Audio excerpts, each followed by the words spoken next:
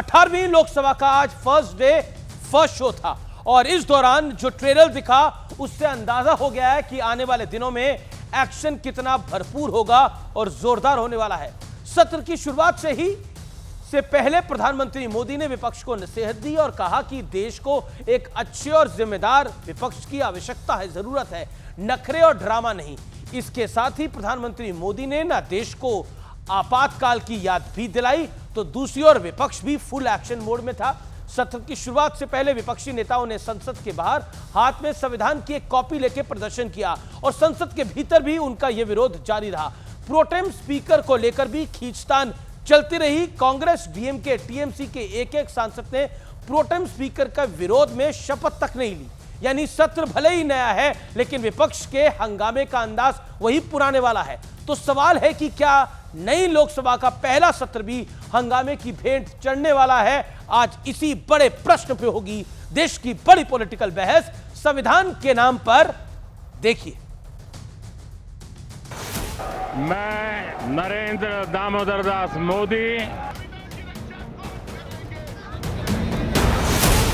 कल 25 जून को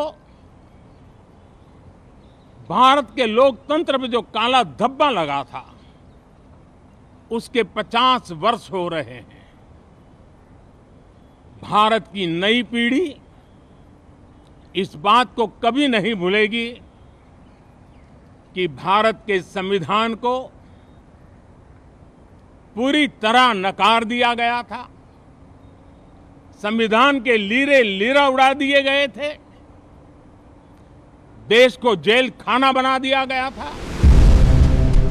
नए सत्र के पहले ही दिन प्रधानमंत्री मोदी ने कांग्रेस पर आपातकाल वाला प्रहार किया, संविधान को लेकर आईना दिखाया, तो दूसरी तरफ विपक्ष भी संविधान के नाम पर सरकार को घेरने में जुट गया। संविधान का रक्षा कौन करेंगे? हम करेंगे, हम करेंगे। संविधान की रक्षा कौन करेंगे? हम करेंगे। Without declaring emergency, you are doing it. जो आक्रमण प्रधानमंत्री जी अमित शाह जी कॉन्स्टिट्यूशन पर, संविधान पे कर रहे हैं वो हमारे लिए एक्सेप्टेबल नहीं है, वो हम होने नहीं देंगे। इसीलिए हमने कॉन्स्टिट्यूशन ओथ लेते हुए हमने कॉन्स्टिट्यूशन पकड़ा था। लेकिन वार पलटवार के बीच प्रधानमंत्री मोदी ने विपक्ष को बड़ी सीख भी दी। सदन में सामान्य मानवी की अपेक्षा रहती है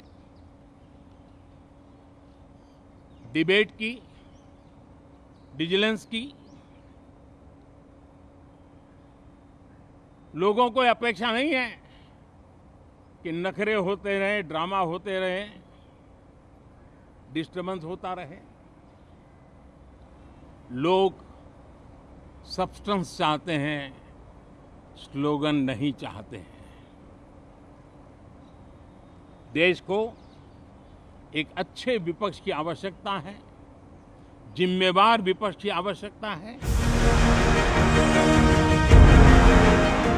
लेकिन सबसे बड़ा सवाल है कि विपक्ष ने पहले ही दिन जो तेवर दिखाया है, क्या वो 18वीं लोकसभा का ट्रेलर है? आज इसी पर होगी देश की सबसे बड़ी बहस संविधान के नाम पर।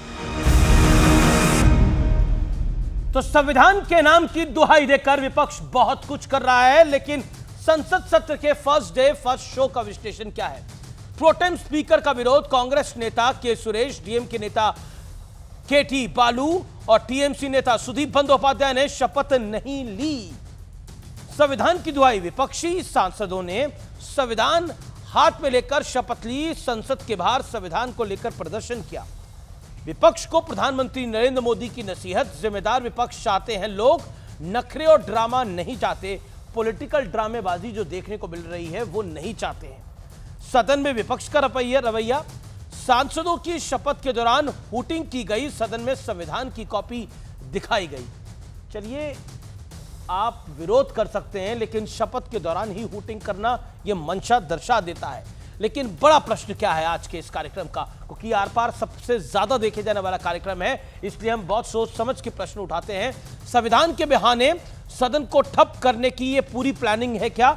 संविधान के नाम पर। और मेरे साथ बात करने के लिए कौन है? मेरे साथ डॉक्टर अजय आलोक हैं, बड़ी स्क्रीन पर आपको दिख रहे होंगे। जॉर्ज कुरियन है, नेता कांग्रेस पार्टी के। मेरे साथ विवेक श्रीवास्तव हैं, नेता लेफ्ट के। मेरे साथ डॉक्टर अनुराग भदौरिया है, समाजवादी पार्टी के नेता हैं, प्रवक्ता हैं। और मेरे साथ सत्यप्रकाश मिश्रा हैं, जनता दल यूनाइटेड के प्रवक्ता हैं, नेता हैं और नीतीश विचार मंच के अध्यक्ष भी हैं। आपका बहुत बहुत अभिनंदन है तमाम लोगों का इस चर्चा के अंदर। तो डॉक्टर अजय आलोक, शुरुआत आपसे कर लेते हैं। संविधान की कॉपी हाथ में लेकर और दुहाई दी जा रही है कि संविधान को हम बचाने के लिए आए हैं, हम नरेंद्र मोदी, अमित शाह और भारतीय जनता पार्टी और एनडीए को संविधान को खत्म नहीं करने देंगे। ये लड़ाई तो अब आगे जा रही है, सिर्फ चुनाव तक नहीं थी, ये सदन तक लेकर आ रहे हैं। ऐसा संविधान में आप क्या करने वाले हैं जिसको बचाने के लिए इनको एड़ी चोटी का जोर लगाना पड़ रहा है? देखिए अमीश, ये जो घमंडिया गठबंधन है, इनको देख के छिपकली भी शर्मा जाती है। खासकर उसमें सबसे बड़ी छिपकली जो है कांग्रेस पार्टी, वो जो संविधान के प्रति अपने हाथ में लेके घूमती है, तो देश को याद आ जाता है 1975, जब संविधान की धज्जियां उड़ा के इमरजेंसी लगाई गई थी। आज ही 24 तारीख की रात को, 25 जून को, जो आने वाली है। 17 संशोधन संविधान में किए गए थे, 17 संशोधन, और सारा विपक्ष जेल में था। पार्लियामेंट का कोरम खत्म कर दिया गया था कि किसी एमपी की जरूरत नहीं है, जो सरकार चाहे पास कर लेगी। ये संविधान की बात करेंगे। बाबा साहब का संविधान प्रेम्बल, जो संविधान की आत्मा होती है, उस आत्मा के साथ छेड़छाड़ की गई, सेकुलर सोशलिस्ट घुसाया गया 42nd अमेंडमेंट करके। एक पर एक संविधान की धज्जियां उड़ाने वाले लोग आज संविधान बचाने की बात कर रहे हैं। 90 बार प्रदेशों की सरकार को बर्खास्त करने वाली कांग्रेस पार्टी संविधान की बात कर रही है। इनका संविधान का तो स्ट्रक्चर ऐसा है, इनका संविधान सिर्फ गांधी परिवार पे शुरू होता है, गांधी परिवार पे खत्म होता है।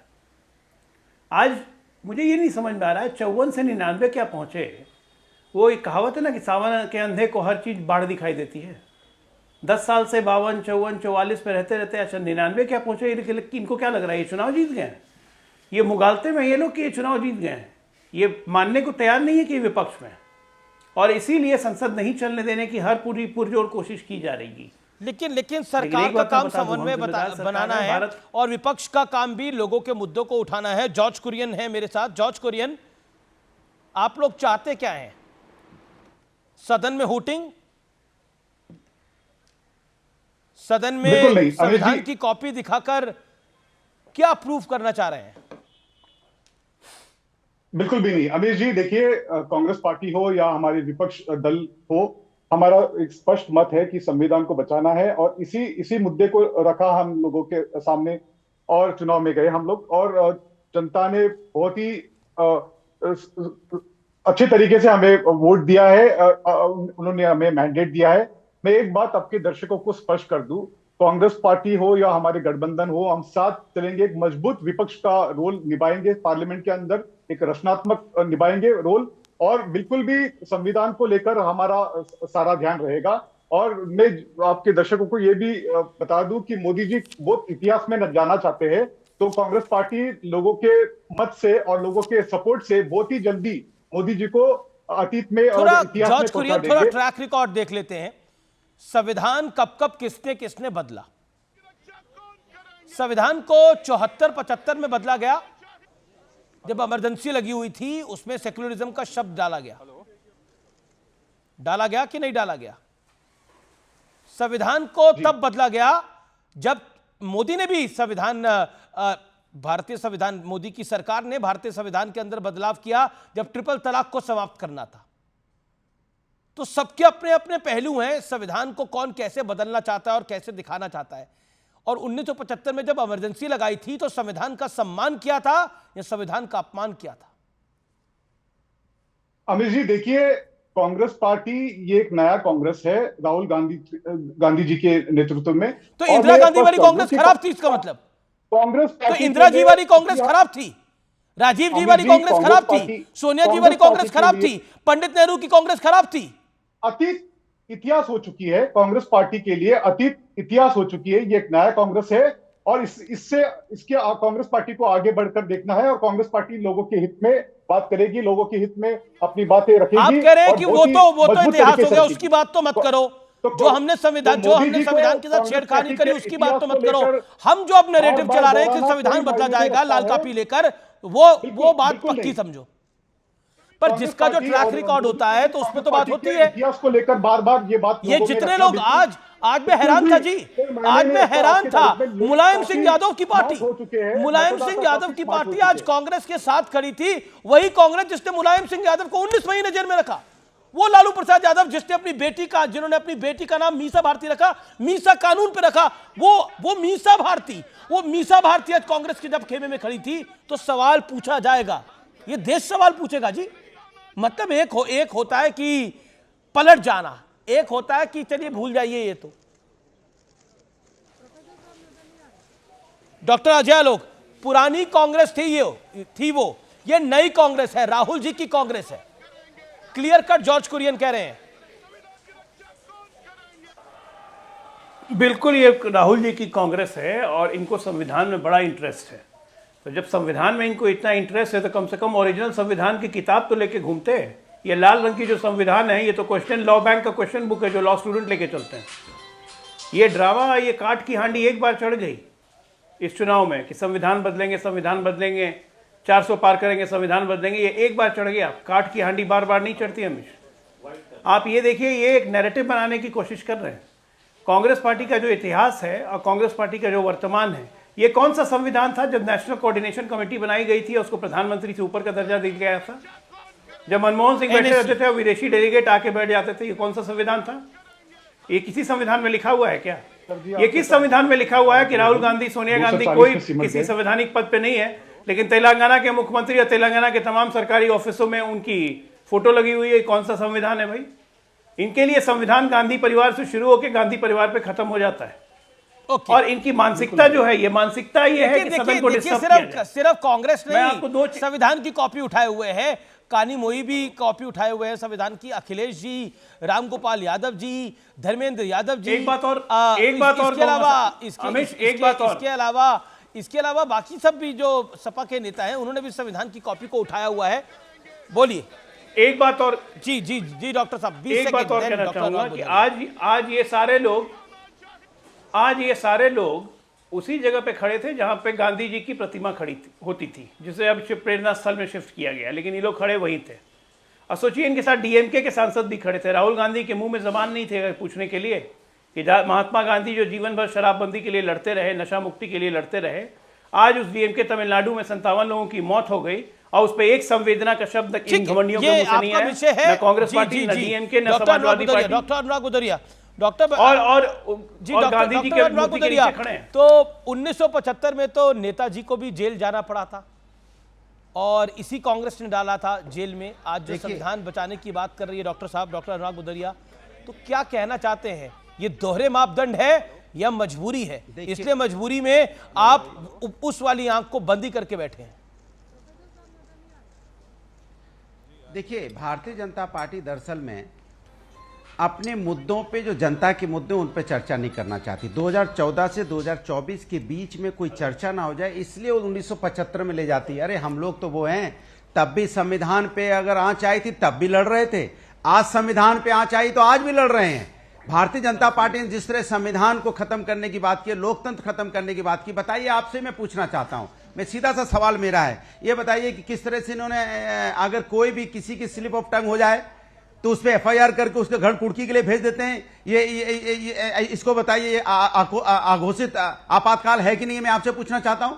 मध्य प्रदेश की सरकार ये गिरा देते हैं, चुनी सरकारें गिरा देते हैं, अघोषित आपातकाल है कि नहीं है? पार्टियों को 2 भागों बांट देते हैं, अघोषित आपातकाल है कि नहीं है? महाराष्ट्र की सरकार कैसे गिराई इन्होंने? राजस्थान में लोग जिनकी सरकार है, चुनी सरकारें बेचारे बचाते घूमते हैं। गोवा में तो उन्होंने खेल कर ही दिया, तो बताइए, मध्य प्रदेश में खेल कर देते हैं, महाराष्ट्र में खेल किया, गोवा में खेल किया। हर सरकार जहां चुनी सरकार है वहां पे ये अपने सरकारी एजेंसियों का दुरुपयोग करके सरकार गिराने का काम करते हैं, या पार्टियां तोड़ देते हैं, पार्टियों को 2 भागों बांट देते हैं, या घोषित इमरजेंसी है कि नहीं है? आप बताइए, इसी देश के अंदर में महिलाओं का सम्मान सबसे ज्यादा किया जाता है। जी अनुराग, मणिपुर महिलाओं के साथ अन्याय होता रहा, सरकार चुपचाप बैठी रही। क्या घोषित इमरजेंसी है कि नहीं? जरा आप बता दीजिए मुझे, क्या महिलाओं के साथ अन्याय हुआ कि नहीं हुआ? मैं आपसे पूछता हूं, क्या पहलवान महिलाओं के साथ अन्याय हुआ कि नहीं हुआ? या नहीं, इमरजेंसी में क्या होता है और ये जो घोषित इमरजेंसी होती है उसमें क्या होता है, अघोषित इमरजेंसी क्या होती है, उसकी हम बात कर लेते हैं। क्योंकि घोषित इमरजेंसी के अंदर विपक्ष का एक नेता सरकार के खिलाफ नहीं। एक सेकंड डॉक्टर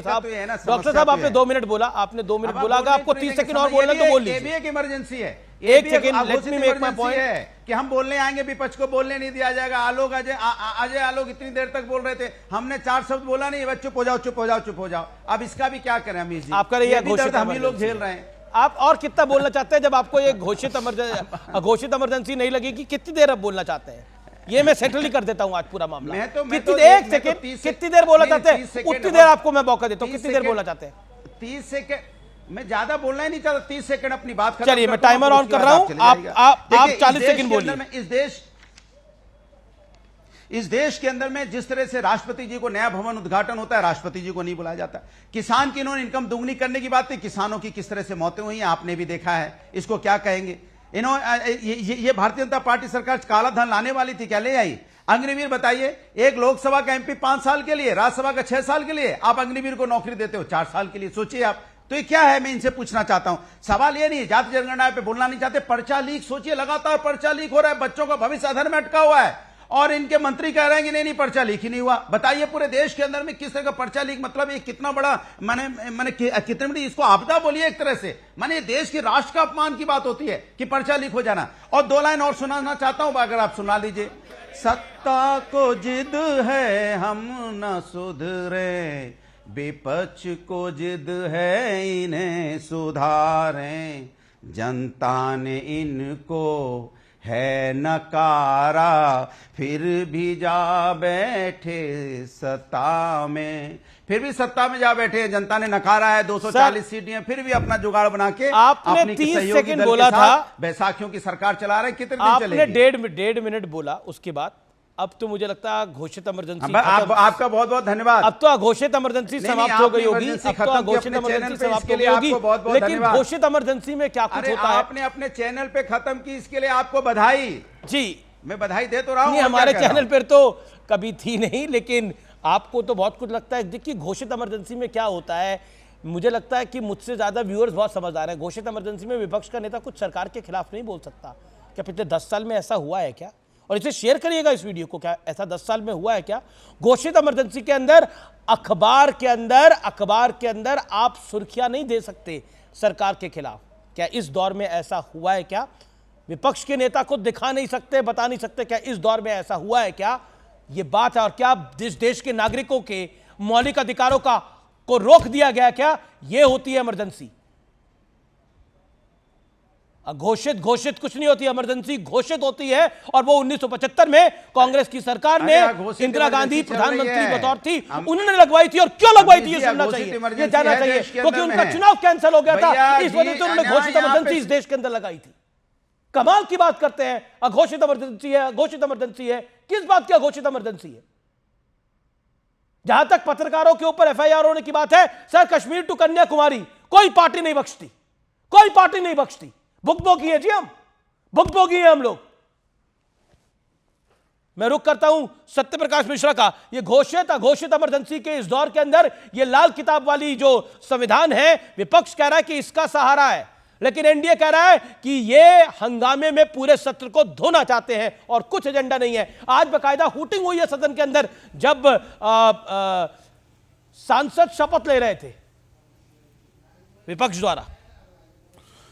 विपक्ष ने अपना रुख स्पष्ट कर दिया कि वो आने वाले सत्र में और आने वाले 5 वर्षों में वो क्या करने जा रही है। संविधान का किताब तो हाथ में लेकर विपक्ष घूमती है, लेकिन उस संविधान के मूल भावना को तार तार खुद करती है। लोकतांत्रिक प्रक्रिया में, लोकतंत्र में चुनी हुई सरकार जिसको जनता ने जनादेश दिया, विपक्ष उसका सम्मान करना भूल चुकी है। विपक्ष को यह गवारा ही नहीं, पच ही नहीं रहा कि वो 3 बार से इस देश में नकारी जा चुकी है। मैं बताता हूं कि अघोषित और घोषित इमरजेंसी होता क्या है। मैं बताता हूं, ये मेरी आपकी तरफ से आवाज मुझे इको आ रहा है। मैं एक चीज कहना चाहता हूं कि अनुराग भदौरिया जी बोल रहे हैं बीच में, ये डॉक्टर अनुराग भदौरिया जिनको घोषित अनुराग जी हाथ जोड़ता हूं, मेरे संवैधानिक अधिकारों की हत्या ना करें टीवी डिबेट में, मुझे बोलने दीजिए। 240 सीटें आई है। मैं ये कहना चाहता हूं कि जब 10 साल यूपीए की सरकार चल रही थी, नहीं बहुमत है भाई, 292 बहुमत ही होता है। आप संविधान पढ़ लीजिए, अगर इसको बहुमत नहीं कहते तो किसको बहुमत कहते हैं? कोई हम चुनाव के बाद तो लड़ करके नहीं है कहां का रोड़ा जोड़ लिया जैसे आप लोगों ने जोड़ा था। नहीं, हम चुनाव पूर्व के गठबंधन हैं और वो जीत कर आए हैं, बहुमत है हमारे पास। संविधान पढ़िए। अगर संविधान पढ़ने में कोई तकलीफ है तो मैं पढ़ाने के लिए तैयार हूं। मैं कानून का अच्छा छात्र रहा हूं, मुझे बहुत अच्छे से संविधान आता है पढ़ने और पढ़ाने भी। अब आइए, 10 साल जो यूपीए की सरकार थी उसमें एनएसी बना दिया। वो संविधान का कौन सा धज्जी उड़ा रहे थे भाई? मनमोहन सिंह जैसे महान व्यक्ति के प्रधानमंत्री पद की गरिमा को तार तार कर दिया। वह कह रहे संविधान बचा रहे थे। वो लोकतंत्र था आपका। उसमें मुलायम जी की हालत यह थी कि बेचारे समर्थन देते रहते थे, यूपीए मांगती नहीं थी। संसद में नोटों का बंडल उछल गया, वो आप संविधान दिखा रहे थे न्यूक्लियर डील पर। वो लोकतंत्र था? वो क्या था आपका? मैं ये भरोसा देता हूं कि ये जो चुनी हुई जनादेश में 293-92 की सरकार आई है, ये लोकतंत्र के हर मूल्यों की रक्षा करेगी। अरे यार रुक जा, क्या है? अरे बीजेपी के सांसद ने उछाला था, आप गलत बोल रहे हो भाई। ठीक नहीं। अरे बीजेपी के एमपी थे जिन्होंने नोट उछाले थे। आप तो आपने बांटा था ना, हमें टोकना इसलिए पड़ रहा है। डॉक्टर साहब, उनको 1 मिनट बोलने देंगे? आप 3.5 मिनट बोलने के बाद भी आपको संविधान उनको 1 मिनट तो बोलने देंगे? अरे आप हमें बोलने ही नहीं दे रहे। ये तो अघोषित इमरजेंसी यहां लगा रहे हैं। मेरा मानना है कि जो यूपीए की 10 साल ने किया उसको जनता ने नकारा, तभी नरेंद्र मोदी जी की सरकार तीसरी बार तक बन रही है, क्योंकि जनता ने उनकी नीतियों को, उनके नेतृत्व को और उनकी दिशा को जो देश को ले जा रहे हैं उसको स्वीकार किया है, तभी जनता ने वोट दिया है। मात्र 1% वोट कम हुआ है। अगर आप ये भी मान ले तो हम ये भरोसा देते हैं कि विपक्ष से हम सहमति की उम्मीद करते हैं, सकारात्मक भूमिका निभाने की उम्मीद करते हैं। विपक्ष निभाएगा तो हम उसके बाद उसका सम्मान करेंगे, उसको भी जनादेश का सम्मान करना चाहिए। और अगर विपक्ष हठ धर्मिता और झूठे लोकतंत्र के प्रचार में रहा तो फिर तो टकराव संभव है। विवेक श्रीवास्तव, भारतीय जनता पार्टी का अपना नंबर 240 है और एनडीए का 292 है, 292 है, यानी ये फुल फ्लेश सरकार है, मेजॉरिटी वाली सरकार है जी। उसमें क्या आपको लगता है कि विपक्ष का नंबर भी अच्छा है, लेकिन जो तेवर है और जो कलेवर है उसका आकलन क्या है? देखिए, 1947 में जब यह देश आज़ाद हुआ 1947 में, तो आइडिया ऑफ इंडिया क्या था? गांधी जी का आइडिया, कांग्रेस का, कम्युनिस्टों का, वो लोग जो देश की आज़ादी के लिए लड़े थे, जनता का वो आइडिया था एक सेकुलर देश जिसमें सभी जाति और धर्म के लोग प्रेम पूर्वक रहेंगे। एक सेकंड विवेक जी रुकिएगा, थोड़ा रिवाइंड करते हैं। विवेक जी 1 सेकंड रुकिएगा। आपने बोला कि 1947 में, अगर मैं गलत बोलूं तो मुझे टोकिएगा आप जरूर सर। आपने बोला 1947 में जब देश आजाद हुआ तब आइडिया ऑफ इंडिया ये था कि ये देश सेकुलर हो, यही था आइडिया ऑफ इंडिया? आपको लगता है यही था ना? आपने बोला हाँ जी सर। एक सवाल, सेकुलर शब्द जो था, सेकुलर शब्द तो था, वो भारतीय संविधान में कब आया? 1952 में आया या उसके बाद आया? मैं आ रहा हूं, मैं उसी पे आ रहा हूं, आप मुझे बोलने दीजिए। इस सवाल का जवाब दे दीजिए ना। उसको मेंशन किया था, इसीलिए मैंने 1952 में आया। नहीं, मैं दे ही रहा हूं। हाँ भाई एक मिनट सर, आपने ये अपने वक्तव्य में अभी इसी पॉइंट को रेज किया था, इसीलिए मैंने शुरुआत 1947 से करी है।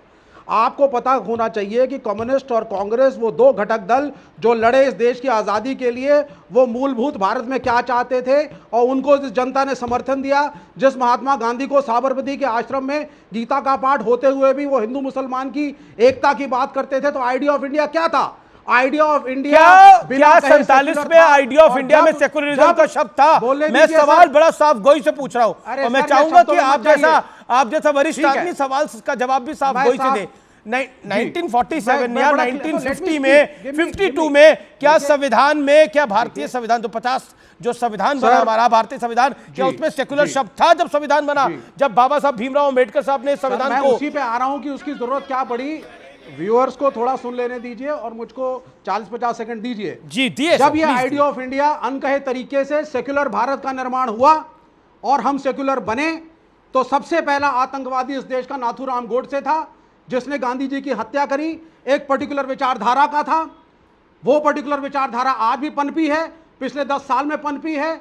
और 70 के दशक में जब ये पॉलिटिकल अनटचेबल्स, इनको दूर रखने के लिए जरूरी हो गया कि वो इथॉस, सेक्युलर भारत के जिसके आधार पे ये देश आजाद हुआ था, उसको फॉर्मली कॉन्स्टिट्यूशन में इनकॉर्पोरेट किया जाए, और इनकॉर्पोरेट किया गया। कम्युनिस्टों के प्रेशर में 60 के दशक में मिसेस इंदिरा गांधी ने नेशनलाइजेशन किया, राष्ट्रीयकरण किया इस देश के बैंकों का, संस्थाओं का, रिसोर्सेज का, कि आम जनता को मिले वो चीजें।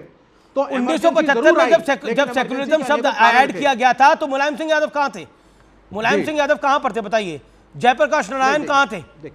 देखिए जब बिल्कुल जब 76 में अमेंडमेंट हुआ तो ये लोग कहां पे थे जी बताइए?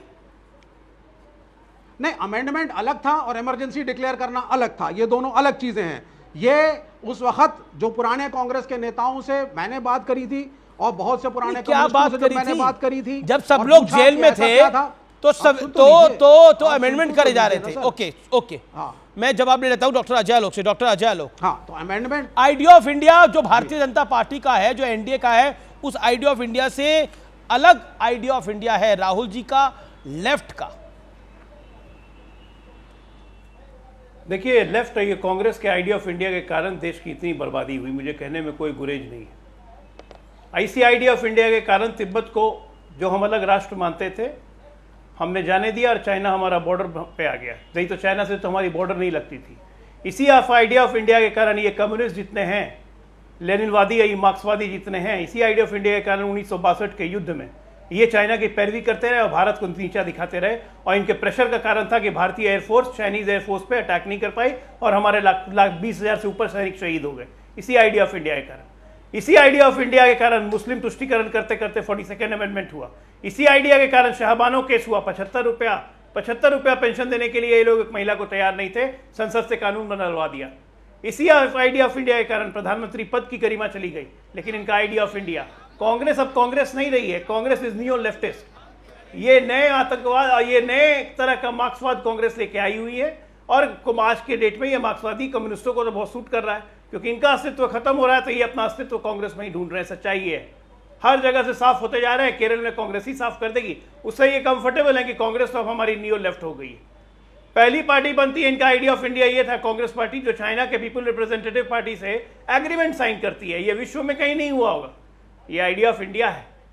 मुलायम सिंह यादव को इमरजेंसी में लाठियों से पीटा गया, ये अखिलेश का आइडिया ऑफ इंडिया है कि हम कांग्रेस के साथ खड़े रहेंगे। अपोजिशन की पार्टी को मीसा भारती अपना नाम जो आपने भी बताया, जवाब देंगे। मीसा भारती जो आपने नाम बताया, राम मंदिर को मीसा रखा है इमरजेंसी के विरोध में। चुनाव लड़ने वाले लेकिन ना, ये इनका आइडिया ऑफ इंडिया है। अरे आपके idea of India, BJP idea of India नहीं है, कर दिया इंडिया को। आपके आइडिया ऑफ इंडिया की जरूरत नहीं है। आइडिया ऑफ इंडिया में सिर्फ मंदिर है की कोई और मंदिर के नाम पे वोट मांगना है, माइनॉरिटीज को दबाना है, उनको फैसिलिटीज नहीं देना है। सरकार है आपका आइडिया ऑफ इंडिया है, प्रधानमंत्री है, एक कम्युनल इंडिया आगे बढ़ेगा। और हम इसका चित्तौड़ जवाब देंगे आपको। इंडिया के आइडिया ऑफ इंडिया से, भारत के इंडिया के आइडिया से बढ़ेगा, कम्युनल मंशाओं को शर्म तो आप लोग में है नहीं, शर्म तो है नहीं, पार्लियामेंट के अंदर आज गांधी मूर्ति के नीचे खड़े हो हम सड़कों पे उतरेंगे संविधान लेकर के, बात करने वाले और एक बदलाव आपको नहीं करने देंगे। तमिलनाडु में 57 लोग की मौत हो गई, एक संवेदना का आंसू नहीं निकला किसी के, एक संवेदना। आउट ऑफ कंटेक्स्ट बातें मत करिए, मैं भी नीड पे आ जाऊंगा, बेशरम की जमात है आप लोग। Silence on the floor. Okay, idea of India के ऊपर बात हो रही है, लेकिन प्रधानमंत्री नरेंद्र मोदी ने कहा कि संविधान के लीरे लारा उड़ा दिए गए थे और देश को जेल खाना बना दिया गया था इमरजेंसी के दौरान। क्या आपको लगता है डॉक्टर अनुराग भदौरिया,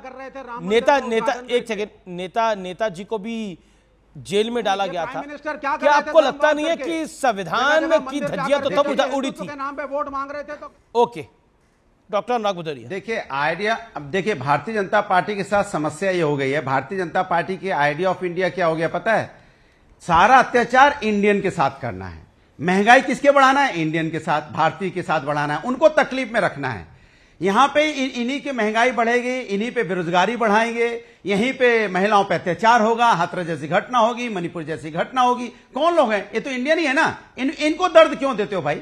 किसान की इनकम दोगुनी नहीं करेंगे, किसान की धरने पे मौत होगी, किसान अपनी मांग के लिए मौतें होंगी, तो ये दर्द किसको देते हैं? किसानों को देते हैं, वो भी तो इंडिया के ही हैं। युवाओं को देते हैं, वो भी इंडिया के हैं। छात्रों को देते हैं, खर्चा लीक हो जाता है, छात्र बेचारा परेशान है, वो भी इंडिया का है। आप बताइए, महिलाएं भी इंडिया की हैं, इनका आइडिया ऑफ इंडिया क्या है? अपने ही लोगों को कष्ट देना। ठीक है, अपने ओके लोगों को ओके दर्द डॉक्टर देना। अजय लोग जवाब आप जवाब अंग्रेजों से तो आप लड़े नहीं, कह रहे हैं, अंग्रेजों से लड़ने का आप कह रहे हैं कि वक्त था। सपा अंग्रेजों से तो सपा आपको आप लड़ाई कह की रहे हैं नहीं कि कि सपा अंग्रेजों जो से है लड़के समाजवादी देश को पार्टी आजादी जो में है आपका योगदान वो होता। कांग्रेस लेकिन आपको कांग्रेस हिंदुस्तान के अधीन हो लोगों गई है। को ओके कष्ट देना ओके है, आपकी आदत लेट हो हिम गई मेक है। His point. भाई आपके साथ एक सेकंड सर, आगे बोल लीजिएगा। यहाँ पे देखो, लॉकडाउन था, लॉकडाउन में ट्रेनें खड़ी नहीं, बसें खड़ी नहीं, लेकिन लोग पैदल चले क्योंकि कष्ट इंडियन को ही देना है। कमाल है। ओके, ओके, कोविड डॉक्टर काल अजय में लोग देखा जवाब। आपने, ऑक्सीजन इन्होंने नहीं दी, बिना ऑक्सीजन कमी से लोगों की मौतें होगी, कष्ट इंडियन को ही देना है भैया। काला धन लाने वाले थे, काला धन लेके नहीं आए, कष्ट इंडियन को ही देना है। आप तो यहां पे लाने थे, रुपया मोटा करने वाले थे, तो मोटा तो हुआ नहीं, तो देश की प्रतिष्ठा तो गिरी ना आपके हिसाब से। तो आप देश के बारे में क्या सोचते हो? आपके तो 5 ट्रिलियन इकोनॉमी कर दी, 5 किलो चावल 5 किलो आटा में आपने लाइन में लगा दिया, तो कष्ट तो इंडियन को ही दे रहे हो ना आप। किसको कष्ट दे रहे हो? मैं आपसे ठीक है, जवाब लेते हैं डॉक्टर अजय लोग। डॉक्टर अजय लोग make your point. Doctor Ajay लोग मेक योर पॉइंट प्लीज। हमने तो वो किया अमीर जी कि 11वीं अर्थव्यवस्था 5 फ्रेजाइल इकोनॉमी से 5 टॉप की इकोनॉमी पे ले आए, 11वीं से 5वीं ले आए। हाँ, कुछ परिवार के अकाउंट्स में नोट जाने हमने बंद करवा दिया, उनके परिवार के अकाउंटों से नोट की काफी सीजर भी की, जो ईडी सीबीआई मिला के 1,82,000 करोड़ का सीजर हुआ। कष्ट वहां है कि ये मोदी जो हमारा सब पैसा लेते जा रहा है, हमारा परिवार का पैसा जा रहा है, परिवार को पावर नहीं आ रहा है। दर्द यहां है। संविधान की कॉपी लेके घूम रहे हैं, संविधान की धज्जी उड़ाने वाले लोग। ये अनुराग भदौरिया क्या बोलेंगे? ये किस बात पे? जनता से रिजेक्टेड हैं, 137 सीट जीत गए, तो उसमें क्या लगता है कि फतेह पाली पूरी? अरे सारे इंडी मिला के भी भारतीय जनता पार्टी से कम है। उनसे क्या लगाव है आपका? अपूर्ण बहुमत की सरकार है, 292 और अपने एजेंडे पे ही चलेंगे, देश को आगे लेके चलेंगे। आपके जैसे लोगों का मालिक भी भाग गया, और आप क्या आप देखते अरे प्रश्न लिख कर 1 मिनट, मैं 15 दिन का, 1 मिनट अमित भाई, चुप करवाइए। मैं 15 दिन का इनका काम, अपना काम जैसे लोग, महल चौकसी जैसे 1 मिनट, अनुराग भदौरिया को जरा चुप करवाइए। ठीक है ठीक है ठीक है, आप 15 दिन अपना काम बताइए, 15 दिन में इनका काम। Okay okay okay okay doctor Ajay लोग, let ruling party to reply ना। 19 सारे सवाल है के माध्यम से। आज 25 जून है, आज ही की रात में इमरजेंसी लगी थी। मैं आपके चैनल के माध्यम से, ये लोग बहुत मुसलमान 2014 से 24 का बताओ आपने क्या किया जनता के लिए? याद दिलाना चाहता हूं कि इमरजेंसी के दौरान फोर्स स्टेलाइजेशन पूरे देश में मुसलमानों को किस तरह किया गया था, ये करवाने वाली कांग्रेस पार्टी थी। बताओ। तुर्कमान गेट पे 500 से ज्यादा मुसलमानों के मकान तोड़ दिए गए थे, ये करवाने वाली कांग्रेस पार्टी थी। अब बहुत मुसलमान याद आता है, और तब भी मुसलमान इनको वोट दे रहे हैं। ठीक है, दीजिए, फोर्स स्टेलाइजेशन करवाने वाली कांग्रेस पार्टी, लेकिन मुसलमान वोट देंगे। बहुत अच्छा है, ये देश की डेमोक्रेसी है। भारतीय जनता पार्टी से अंदरूनी नफरत अगर आपको है इतनी ज्यादा कि आप अपनी फिक्र नहीं कर पा रहे हैं, तो ये आपका दिक्कत है। हेमंत विश्व शर्मा ने साफ कहा कि मोदी की हर योजनाओं में मुसलमानों का लाभ मिलता है, लेकिन मुसलमान वोट नहीं देगा। तो हम क्या करें?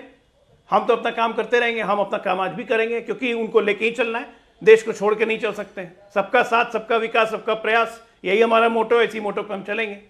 यहां पे बात है कि कुछ सिख मानसिकता, एक नैरेटिव फैलाने की। ये संविधान का जो नैरेटिव फैलाया गया है, तो ये काठ की हांडी नहीं है कि बार बार चढ़ जाए। आज की तारीख में भारत मुसलमान की बात क्या, किसी को खुद जॉर्ज कुरियन एक बी आर अम्बेडकर भी चाहेंगे तो संविधान नहीं बदलेगा। सिर्फ ये अल्पसंख्यकों में मुस्लिम तो नहीं है, क्रिश्चियंस भी हैं। जॉर्ज कुरियन, जिस तरह से पोप का मजाक कांग्रेस पार्टी के एक हैंडल ने उड़ाया भारत के प्रधानमंत्री को लेकर, क्या आपको लगता है वो जायज था? पिछले 15 दिनों में ये सब कुछ हुआ है। ये कौन से संविधान की रक्षा है जिसमें एक पोप का मजाक उड़ाया जा रहा है? जॉर्ज कुरियन, वीडियो आप एग्री करते हैं इसके साथ? क्या कर रही है कांग्रेस पार्टी और क्या कार्रवाई करी? अमित जी, कांग्रेस पार्टी ने बिल्कुल भी वो ट्वीट डिलीट किया है और उसमें अपोलोजाइज भी किया है। Coming to idea of India, जिसने वो ट्वीट करा, जिसकी अगुवाई में वो ट्वीट हुआ, उसके ऊपर क्या कार्रवाई हुई? भारतीय जनता पार्टी का आइडिया ऑफ इंडिया यही है कि इन्फ्लेशन को बढ़ाए रखे, लोगों को लोग त्रस्त है, युवा जो है भारत की वो भी त्रस्त है, बेरोजगारी चरम छू चुकी है। ये आइडिया ऑफ इंडिया है, ये आइडिया ऑफ इंडिया है इनकी। जहां तक अभी जनता ने कांग्रेस पार्टी का आइडिया ऑफ इंडिया क्या है? कांग्रेस पार्टी का आइडिया ऑफ इंडिया क्या है? लगा रहे थे, 240 में आ चुके हैं। इनके आरएसएस के जो चीफ है मोहन भागवत जी ने भी इन्हें पब्लिक डोमेन में कहा है कि एरोगेंस अच्छा नहीं होता है, आप पब्लिक सर्विस में आए, पब्लिक सर्विस करिए।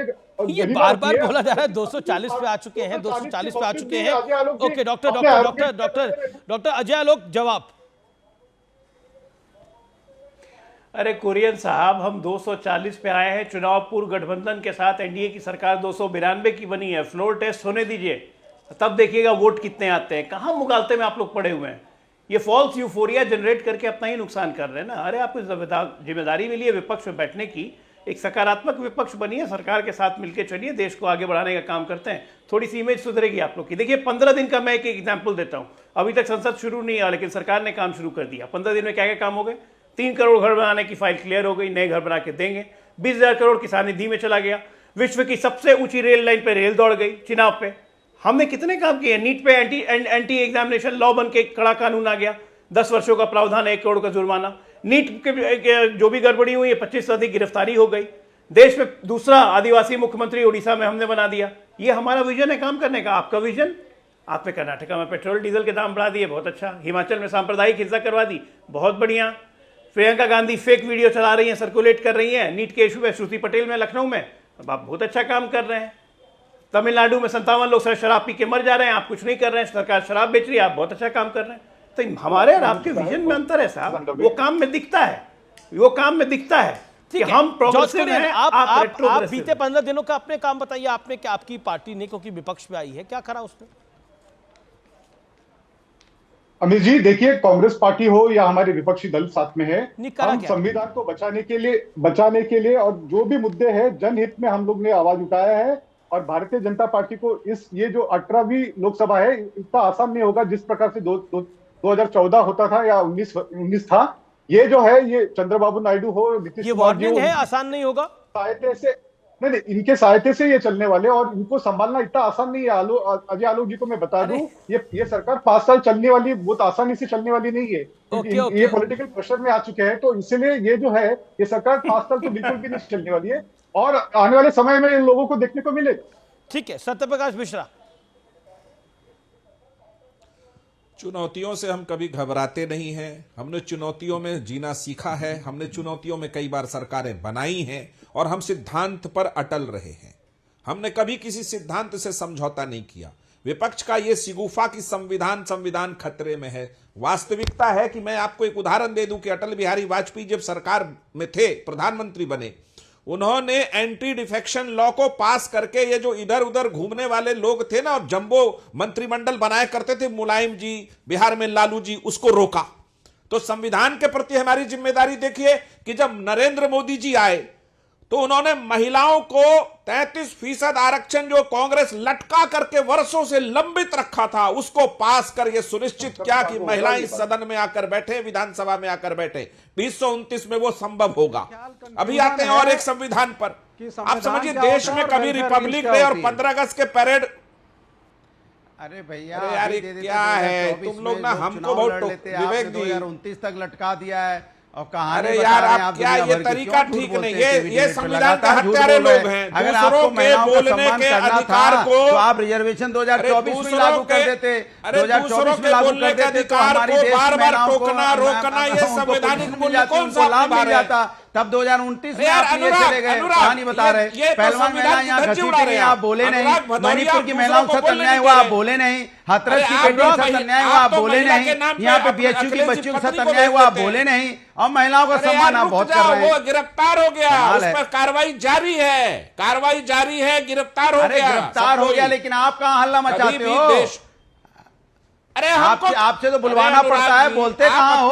बोलते कहाँ हो? मणिपुर का तो माफ हो गए थे आप, तब आपको मीट मुर्गा मछली याद आ रहा था माँ से। मणिपुर बोल ही नहीं पा रहे थे आप। कमाल की बात, डाउन कराइए यार, बेटियों के साथ क्या हिंदुस्तानी लड़कियां नहीं थी यार। अनुराग भदौरिया, ये तरीका ठीक नहीं है। अनुराग भदौरिया ये बात को रखेगा। ये अच्छा, ये डॉक्टर अजय आलोक ने अच्छा शुरू किया कि आपने 15 दिन का काम बताइए। Okay, Satyaprakash Mishra 30 second. NDA का काम बताया डॉक्टर अजय आलोक ने कि एनडीए की सरकार ने 15 दिन में क्या काम किया है। Doctor Satyaprakash Mishra, make your point, then Anurag Bhadauria. Okay ji, मेरा स्पष्ट मानना है कि एनडीए की सरकार हमेशा संवैधानिक लोकतांत्रिक मूल्यों पे चलती रही, आगे चलेगी। जिस तरह 1 करोड़ लखपति दीदी पिछले बार बनाया था, लेकिन इस बार लखपति दीदियों की संख्या बढ़ेगी, महिलाओं को अधिक अधिकार मिलेगा। यूपी में और महाराष्ट्र में ये विपक्ष का संविधान, देखिए मैं पूरे देश में विपक्ष का संविधान का दांव नहीं चला, लेकिन यूपी और महाराष्ट्र में कुछ हद तक ये दांव चला है। तो उनको लग रहा है कि इसके फ्रूटफुल रिजल्ट्स आ सकते हैं। यानी संविधान को लेकर जो बातें कही गई उसका एक इंपैक्ट पड़ गया कि बीजेपी संविधान बदलना चाहती है, बीजेपी आरक्षण खत्म करना चाहती है, जबकि ऐसा कुछ नहीं था, लेकिन नैरेटिव बिल्ड किया गया। इस बात को बीजेपी भी समझती है और हम भी समझते हैं कि ये दांव उनका लोकल राजनीति के कारण चला है, लेकिन उसके बावजूद हमारे वोट प्रतिशत में 1% की कमी है, उससे हमें कोई खतरा नहीं है। सरकार हमारी बनी है, थोड़ा नंबर कम आ गया है। और इस बार जो सरकार, नीतीश कुमार जी ने तो बहुत स्पष्ट कहा, इधर उधर जो जीत गए ना, अच्छा काम करेंगे, सब हार जाएंगे। ओके, मैं सीधा रुख करता हूं विवेक श्रीवास्तव का, then Anurag Bhadauria, will come back to you. Vivek ji बार बार एक नैरेटिव कि मोदी को बोलने नहीं दूंगा, मेरे को मोदी संविधान को बदलेंगे, एनडीए बीजेपी संविधान को बदलेगा, लेकिन 10 साल तक मोदी प्रधानमंत्री रहे, संविधान जस का तस है। क्या आपको लगता नहीं है ये काट की हांडी इस बारी लोकसभा चुनाव में चल गई कि आरक्षण और संविधान का आडंबर चला दिया, अब कैसे चलेगी? और वो भी 2 राज्यों में चली, सब राज्यों में नहीं चली। जेडीयू के प्रवक्ता के लिए लॉट ऑफ रिस्पेक्ट, लेकिन आप जो कुछ भी गिना रहे थे मिश्रा जी, वो वेलफेयर स्कीम्स में आता है। और कॉन्स्टिट्यूशन की बुनियाद की जब हम बात करते हैं तो वो हमारी इन ड्यूटीज में नहीं आता कि पुलिस वाले ने अच्छा एक्शन कर दिया और एंटी करप्शन महिला आरक्षण जब हम बेसिक्स ऑफ कॉन्स्टिट्यूशन पे जाते हैं, सशक्त करता है या क्या करता है? सुन लीजिए सर आर पार में अब वक्त है बहुत बड़ी ब्रेकिंग स्टोरी का। सूत्रों के हवाले से बड़ी खबर है, लोकसभा स्पीकर से जुड़ी है बड़ी खबर है। एनडीए अपना कैंडिडेट कल उतार सकती है मैदान के अंदर, यह बहुत बड़ी खबर है। एनडीए नेताओं ने सदन में मीटिंग करी है और उसके बाद यह स्ट्रैटेजी तय हुई है कि कल कैंडिडेट उतारेगी। यह बड़ा सरप्राइज नरेंद्र मोदी सरकार का, एनडीए गवर्नमेंट का, बीजेपी की सरकार का एक बड़ा सरप्राइज। मैं सीधा रिएक्शन ले लेता हूं विवेक श्रीवास्तव से। विवेक श्रीवास्तव, एनडीए अपना कैंडिडेट कल उतार सकता है स्पीकर के लिए? आप तो अटकलें लगा रहे थे, आप कह रहे थे सहमति नहीं होगी। आज सीक्रेट मीटिंग हुई है एनडीए लीडर्स की और कल उतारे जाएगा कैंडिडेट। विपक्ष का कैंडिडेट कौन है?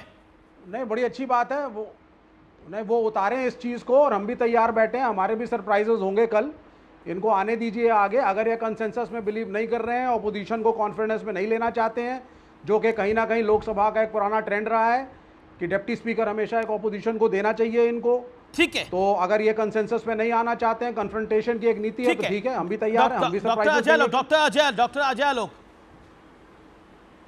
जेडीयू टीडीपी पहले कह चुकी है कि स्पीकर पद भारतीय जनता पार्टी का अधिकार है, उनको मिलना चाहिए क्योंकि उनका नंबर बहुत बड़ा है।